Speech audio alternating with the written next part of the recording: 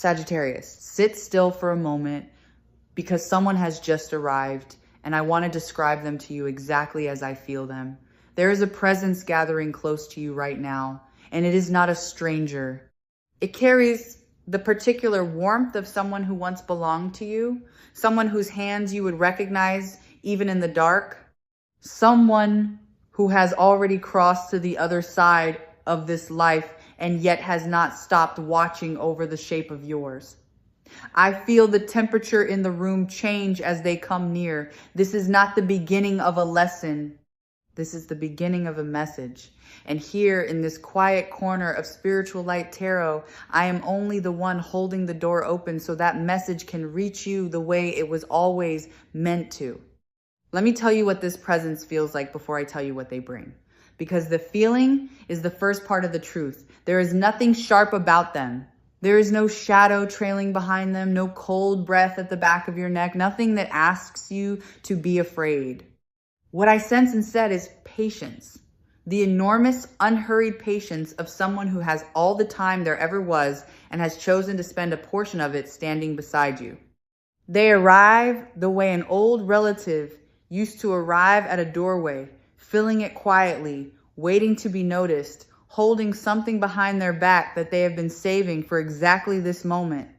And what they are holding is not a warning in the frightening sense of that word. When the title above told you that a departed soul comes to warn you, understand that the oldest meaning of a warning is simply this: to make you aware in time, not to scare you, to ready you, to place a hand gently on your shoulder before the good thing arrives so that you do not sleep straight through it. This soul has come to make you aware that something owed to you has begun its long journey back into your hands, and they did not want you to miss its footsteps on the road. I want to open up the idea of what is truly being returned to you, because most people hear the word inheritance and imagine a single envelope, a signature, a stiff piece of paper read aloud in a formal room. But inheritance is a far wider river than that. You inherit the color of someone's courage. You inherit the way a grandmother pressed coins into your palm and folded your fingers over them. You inherit a stubbornness that refuses to let your family sink. And you inherit, whether you have counted it or not, the accumulated labor of every person who came before you and worked so that you might one day stand where you are standing. What is arriving for you now draws from all of that, not from paper alone. Consider for a moment what money actually is. Underneath the numbers and the worry, money is stored effort. Every bill that has ever passed through your hands is a small monument to somebody's hours, somebody's sweat, somebody's early mornings and aching backs. The abundance moving towards you now is made of exactly this substance, and it carries the fingerprints of those who loved you long before you could earn a thing on your own. The presence beside you understands money in this deeper way, and they want you to understand it too, because the moment you stop seeing your resources as cold and start seeing them as inherited warmth, something loosens in you that has been clenched for years. And I do feel that loosening beginning. There is a knot I can sense around the whole region of your finances, a tightness that has lived in you so long you may have mistaken it for your own personality. It sits in the way you check a total twice before you let yourself breathe. It lives in the flicker of dread that used to visit you before you even opened a bill. That knot is being untied right now, thread by thread, by hands more skilled and more tender than your own, and the strange relief of it is that you did not have to figure out the knot to have it undone. Here is a truth this soul wants pressed firmly into your understanding. Much of the scarcity you have carried was never originally yours. You were handed a fear of lack the way children are handed heirlooms, without ever being asked whether they wanted them. Somewhere back along your line, a person learned that there would not be enough, learned it in a season so hard it burned itself into them, and they passed that lesson down as a form of protection. It traveled through the generations and landed in you, and you have been guarding an empty room out of loyalty to people who only wanted you to survive. The one who stands beside you now has come, in part, to lift that particular weight off your shoulders. because they can finally see it clearly from where they are. From the other side, the pattern is visible the way a whole valley is visible from the top of a mountain. They can trace the exact path the fear traveled to reach you, and they want you to know that you have permission to set it down. You are allowed to stop protecting a wound that was never yours. You are allowed to be the first in your line to believe there is enough and to be right about it. Now let me speak carefully about the mourning that the title names, because I do not want you to brace for grief in the ordinary sense. The mourning being described to you is a tender and beautiful one. It is the mourning you will feel for the version of yourself who went without. There is a self inside you who counted every coin, who said no to small joys, who wore worry like a coat in every season. That self is about to be laid gently to rest. And yes, you may find yourself grieving them because they fought so hard and asked for so little, and they deserve to be honored before they go. Honor that self now, if you can.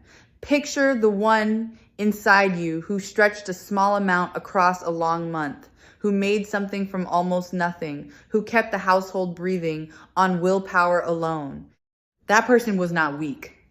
That person was a quiet marvel of endurance. And the presence beside you is bowing to them right now. The way you bow to a soldier coming home from a long campaign because their watch is ending and they are permitted at last to rest. What replaces that vigilant self is not carelessness. It is trust. And I can feel a door reopening that had been shut so long you had stopped rattling its handle. There is a particular channel of provision in your life that closed at some point, perhaps quietly, perhaps after a disappointment that taught you not to hope in that direction again.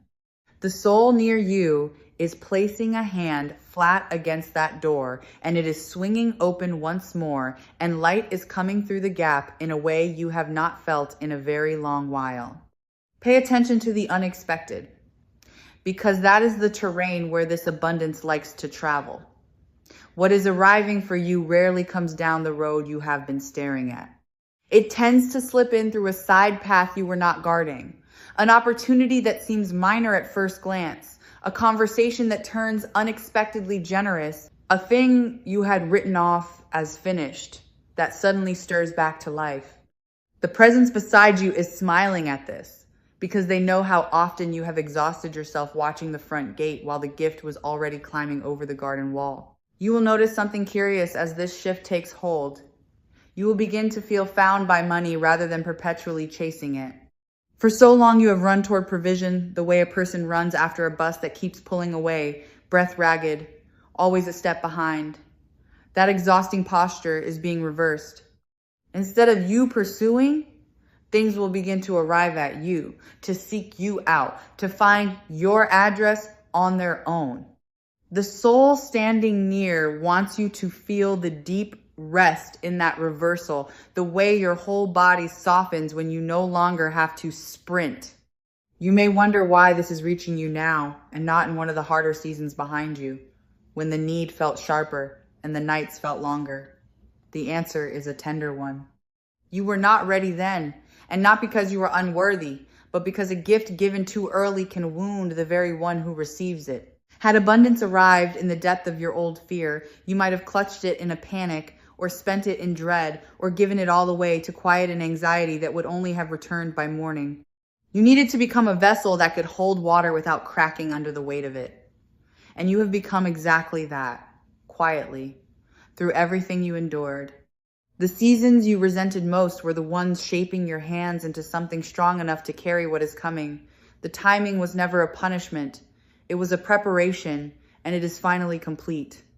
There is something specific I am being shown, and I will describe it as plainly as it arrives in me. Somewhere, a matter concerning what you are owed is being looked at again, reconsidered, weighed a second time by hands that are not your own. A number someone assumed was settled is being revisited, and the revisiting leans in your favor. Perhaps it is something that was once denied and is quietly being reopened. Perhaps it is a share you assumed had passed you by, a fairness you stopped expecting, a portion you released too soon. The presence beside you is nodding at this because they have been tilting that scale toward you from where they stand. Do not be surprised if a door you had considered permanently closed swings back open with your name still written across it. And look more closely at what you already possess, because provision does not always arrive from somewhere far away. Sometimes it has been sitting inside your own home the entire time, waiting only to be recognized. There may be something in your keeping whose worth you have badly underestimated, something set aside and half forgotten, something you would part with cheaply that is worth a great deal more than you have ever guessed. The soul near you keeps turning my attention back toward a thing already in your hands. Do not stare so hard at the horizon that you miss the treasure resting at your feet. Turn around and look at what is already yours with fresh and honest eyes, because a real part of your blessing has been waiting patiently at home for you to notice it. Let me name the real block honestly, though, because the presence beside you is nothing if not honest with those they love. The trouble for you has rarely been the earning. You have proven over and over that you can labor and produce and provide. The trouble has been the receiving. There is a difference between a person who can pour and a person who can be poured into, and somewhere along the way you became magnificent at giving and clumsy at accepting. When good arrives, you flinch. You deflect. You wonder what it will cost you. That flinch is the last lock on the last door, and it is the one this soul most wants to help you open. Notice what gratitude does to the whole current of this, because it is not a decoration laid over the process. It is the engine at the center of it. When you give thanks for a thing before it has fully arrived, you widen the channel through which it travels. Gratitude is the posture of a person who already trusts, and trust is the exact condition under which abundance moves most freely. The one beside you is not asking you to pretend a feeling you do not have, only to lean toward thankfulness the way a plant leans toward a window. Thank the coins already in your keeping. Thank the roof over you, the small mercies, the near misses that could so easily have gone worse.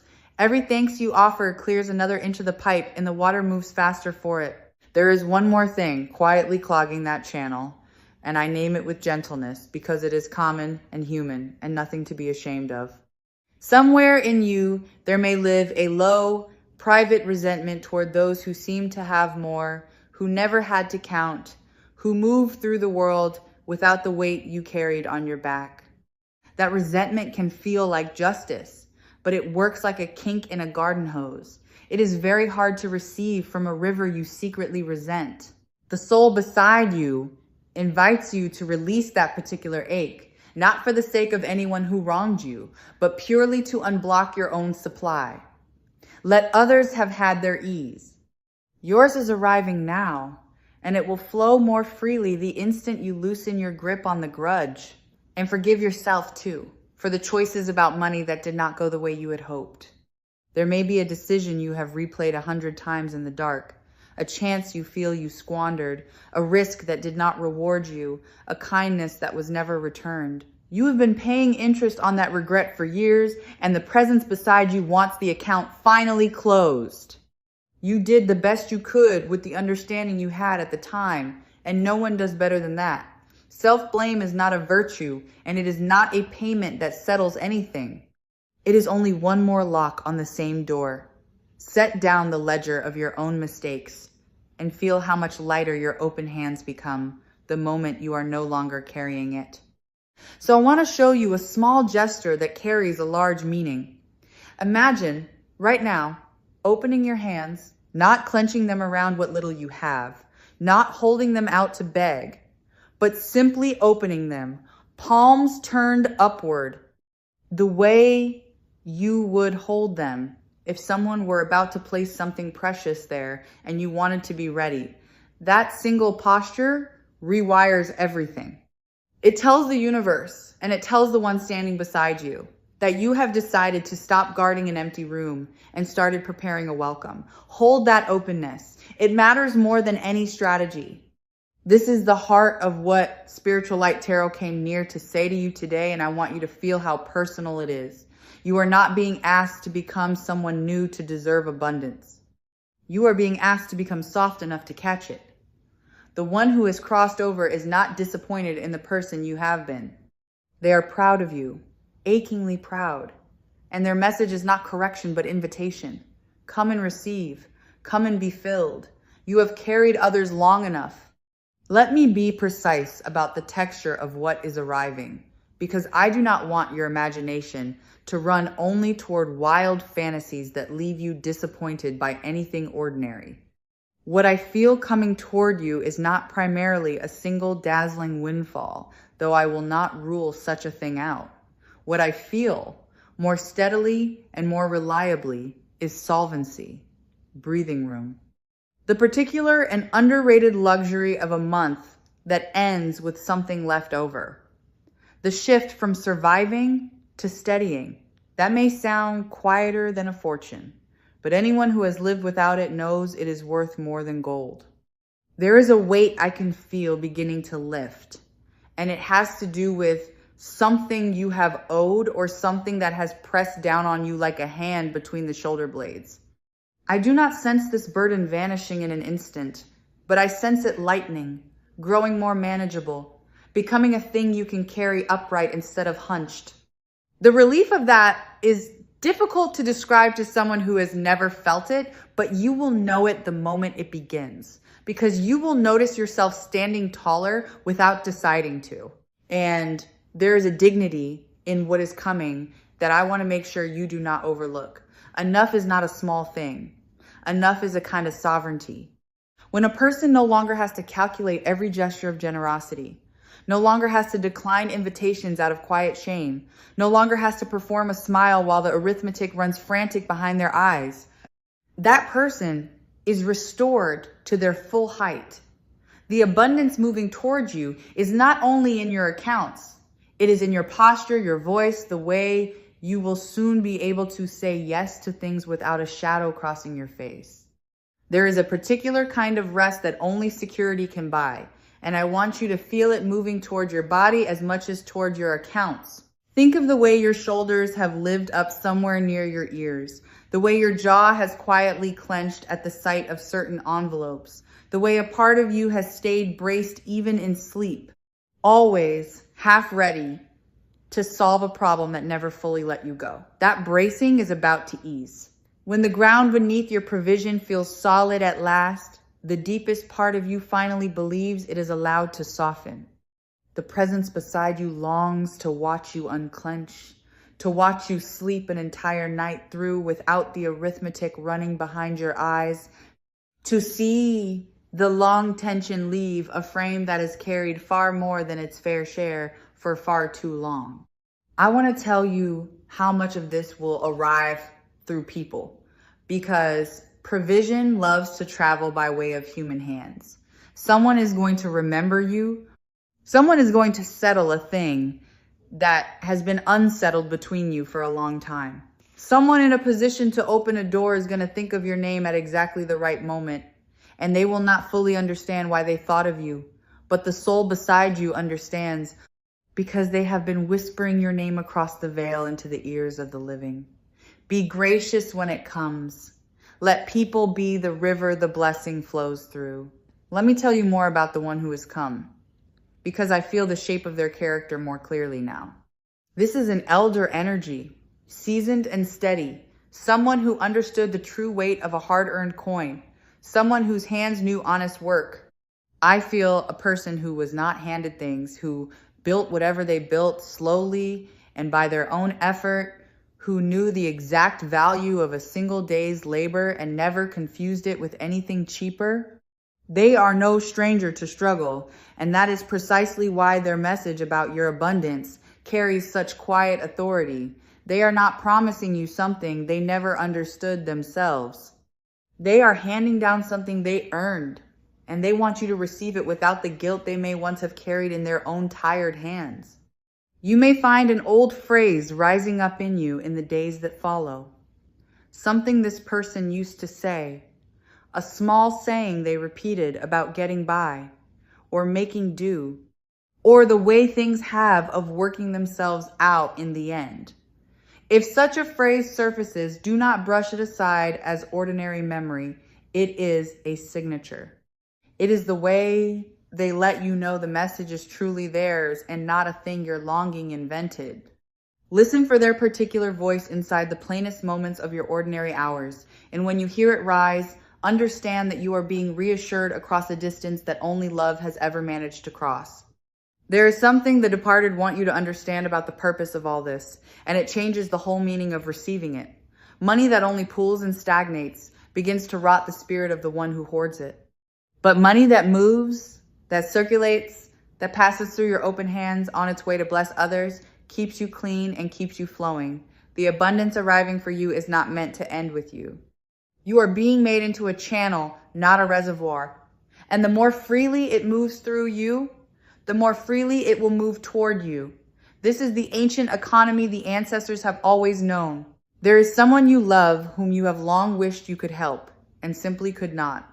And the ache of that helplessness has weighed on you more heavily than your own lack ever did. That too is about to change. Part of what is coming to you is coming precisely so that it can move through you to reach them. You will be able to ease a burden you have watched from a painful distance, to answer a need you were powerless to meet before now. The presence beside you knows how much that particular ability means to you, far more than any comfort meant for yourself alone, and they have arranged things so that you become, at last, the one who can actually help rather than only the one who lies awake wishing they could. And here is where the truth turns and looks you full in the face. You have the chance right now to become the one who ends the scarcity in your family line. Every lineage has a person who breaks the old spell, who decides that the fear of not enough stops here, who becomes the ancestor that future generations will thank without ever knowing your name. The soul beside you is showing me that you are being invited into that role, not by luck alone, but by choice, by the decision to receive what is offered and to let it change the story your descendants will inherit. Imagine the ones who will come after you, the children not yet born into your line, and imagine them inheriting ease instead of dread. Imagine them learning from the very shape of the household you build, that provision is normal, that safety is possible, that the world can be trusted to hold them. That gift begins in a decision you make in your own quiet heart, in seasons like this one. When you allow abundance to reach you now, you are not only feeding yourself, you are rewriting the emotional weather that a whole future family will grow up inside. Here is something the ancestors understand that our restless world keeps forgetting. Your worth was never meant to be measured by what you produce.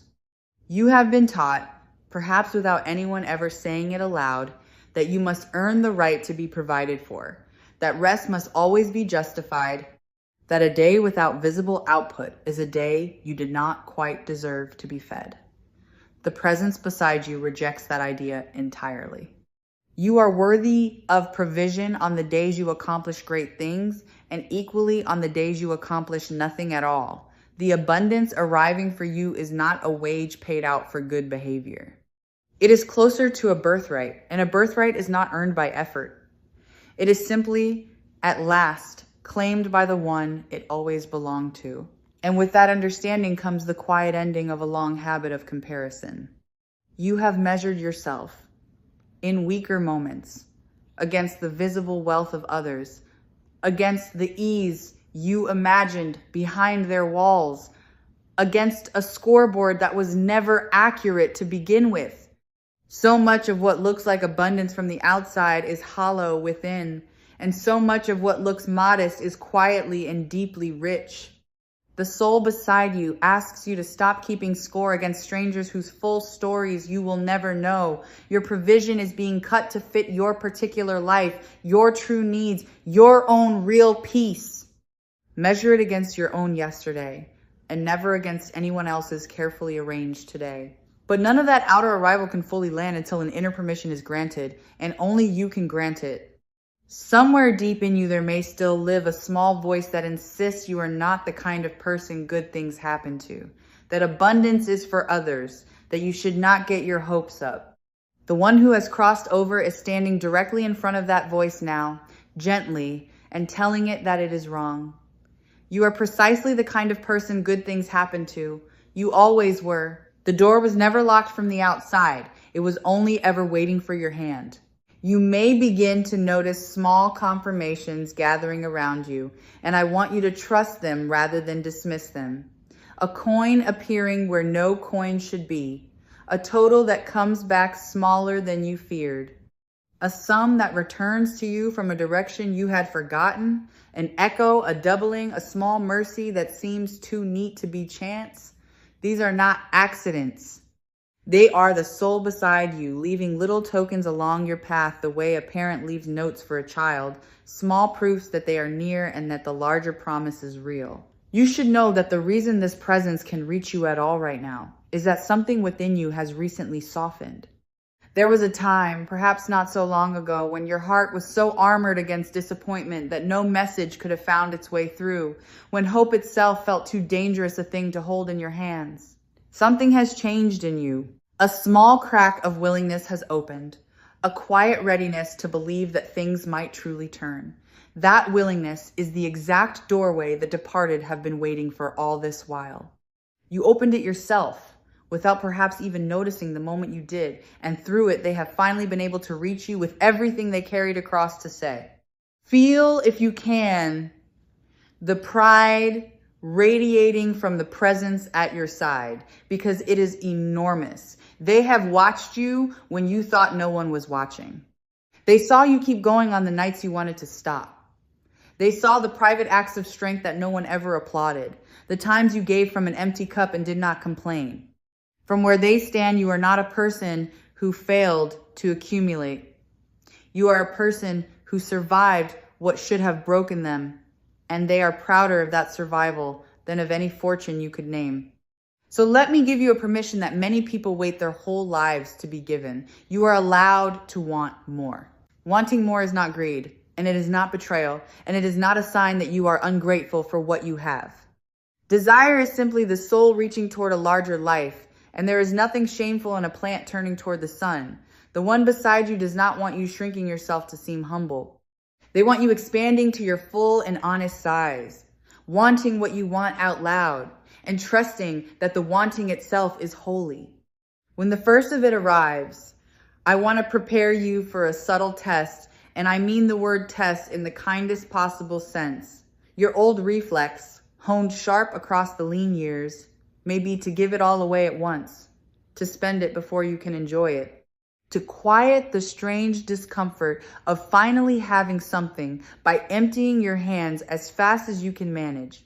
Recognize that reflex the moment it rises and let some of the blessings stay. It is not selfish to keep what was freely given to you. A portion of it is meant to remain, to steady you, to build a floor beneath your feet where before there was only air. Generosity is a beautiful thing, but you cannot pour endlessly from a vessel you never allow to fill. So let it fill this time. Let some of it settle and rest with you. And know that the deepest gift folded inside this provision is not the sum of it, but the freedom it quietly hands back to you. Money, when it is finally enough, returns your choices to you one by one. It is the difference between staying somewhere because you have no other option and staying because you truly wish to. Between saying yes out of fear and saying yes out of genuine desire. Soon a moment will arrive that asks something of you. An opening you will need to recognize and step toward. And when it comes, the presence beside you wants you steady enough to answer yes without the old panic making the decision in your place. Your part in all of this is small, but it is real. Stay awake to the door when it opens, and then walk through it like someone who always somehow knew it would. Understand, too, what money is truly for in the deepest reading of it. It is not for status, and it is not for the endless approval of strangers. Money, held rightly, is for safety. It is for rest. It is for the ability to sleep through the night without the ledger running behind your eyes. It is for taking care of the people you love without wincing. When the abundance arrives, let it be for these true things, and it will multiply. Because the universe pours most freely into hands that will use the gift to create more peace in the world. The season that has held you is closing now, and I want you to feel the finality of that in a good and freeing way. The long winter of stretching and scraping and going without is reaching its natural end. Seasons are not permanent, no matter how endless they feel from inside them, and the one that taught you to endure has finished teaching. Its lessons are learned, its purpose is complete, and it is releasing its grip on you finger by finger. And what comes after a long enough winter is not another winter. It is the thaw. Picture what the thaw feels like in a life, because you are walking into it. It is the first month you do not flinch when a total appears. It is the quiet astonishment of realizing you have not counted your coins in a week because you no longer had to. It is generosity that costs you no anxiety, and rest that carries no guilt, and a slow dawning trust that the ground beneath you will hold. This is the ordinary heaven the soul beside you is describing, and it is nearer to you now than it has been in a very long time. And understand that what is turning here is not merely one fortunate moment, but the whole current of your life bending toward provision. A single day of good luck can be spent and forgotten by the next morning, but this is something far steadier than luck. This is a change in the very direction the river itself has chosen to flow. For a long while, the current seemed to run against you, so that every small gain cost you twice its worth in effort, so that standing still already felt like swimming. That current is reversing now. From here onward, you will feel the water beginning to carry you rather than fight you. And the difference between struggling upstream and floating gently down is the whole difference between a life of exhaustion and a life of grace. And some of what arrives will not feel like new fortune at all, but like restoration, like the quiet return of something you had already grieved as lost for good. There are things that were taken from you, or that slipped away in a hard passage, or that you surrendered simply because holding on had begun to cost more than you had left to give. The presence beside you is showing me that not all of it is truly gone. A measure of it is circling back even now, finding its long way home to you along roads you cannot yet see from where you stand. When it returns, you may be caught off guard by the particular ache of it, by the unexpected tears that come with getting back a thing you had trained yourself out of mercy to stop wanting. Let those tears come when they do. They are only the sound of an old wound finally closing over. As this presence prepares to step back from the door, I want to gather everything they came to say into your open hands. And I want to remind you one last time, from all of us here at Spiritual Light Tarot, that you were never as alone in your struggle as you believed. You were watched over. You were accompanied. The provision moving toward you is not random fortune. It is a long-delayed homecoming, arranged in part by someone who loved you and never stopped. And it is arriving because it was always meant to be yours. So carry this with you when you rise from where you are sitting. Keep your hands open.